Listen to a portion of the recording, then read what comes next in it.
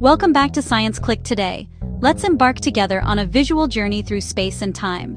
We are in intergalactic space, billions of kilometers from Earth. We are lost between two neighboring galaxies, our own the Milky Way and Andromeda, another galaxy also made up of hundreds of billions of stars around us. Space is almost perfectly empty for all this. We are not nowhere. A web is woven around us. It is the web of the universe itself.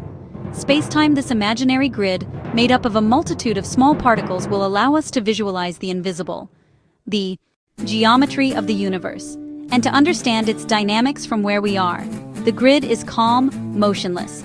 Nothing disturbs it, and if we throw a marble, it zooms straight forward, moving away through the void forever. In reality, the grid is not perfectly static. If we fast forward, we see that it drifts very slightly, like a river which flows into the stars and whose current carries everything with it.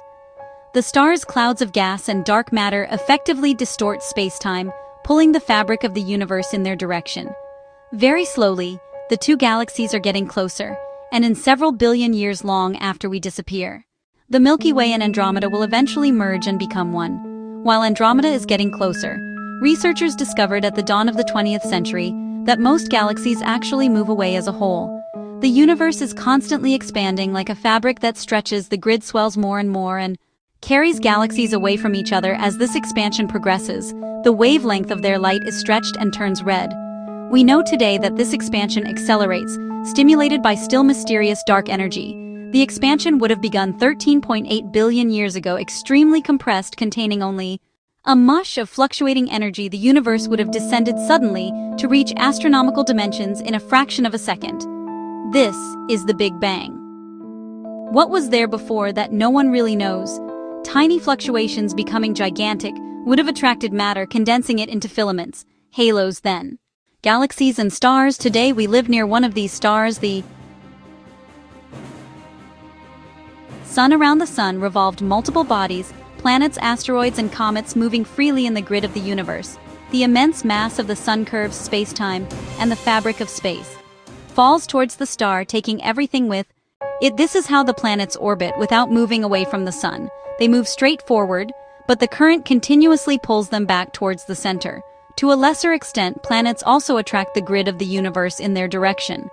For instance, the Earth holds the Moon, its natural satellite, as well as all our artificial satellites. The International Space Station zooms straight ahead through space-time, but spacetime is curved by the Earth and prevents it from moving away at a faraway distance.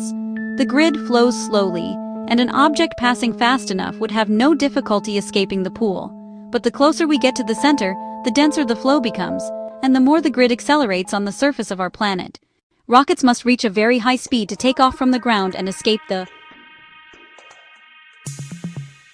Earth. The grid converges towards the center, and if we drop several apples next to each other, spacetime will bring them together in one direction and stretch them apart in the other direction. This is called tidal forces. It is the same action that the Moon inflicts on the Earth, causing movements of the water on its surface. The back and forth motion of the tides is caused by the spin of the Earth on itself.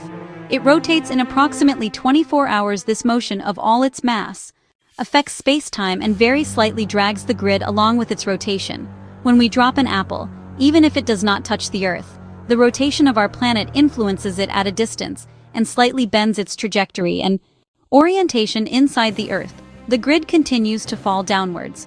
It seeks to draw everything towards the center, but the materials that make up our planet are resistant. They exert enormous outward pressure so as not to collapse on themselves. It is this pressure that we feel in our legs when we fall to the jump at the center. The river converges.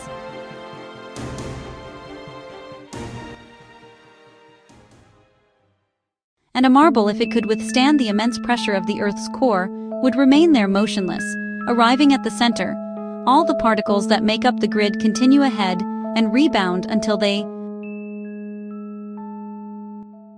afterwards below a certain distance, inside what we call the ergosphere of the black hole. The entire grid is carried into a faster-than-light vortex, which drives bodies in the same direction of rotation. Even light is forced to rotate, with the black hole below the horizon where the grid falls faster than light. Such a black hole would have a second internal horizon, where the centrifugal force created by the rotation of spacetime counteracts gravity and slows down the fall of the grid. Mathematics extends these internal horizons with white holes from which we could emerge to explore parallel universes.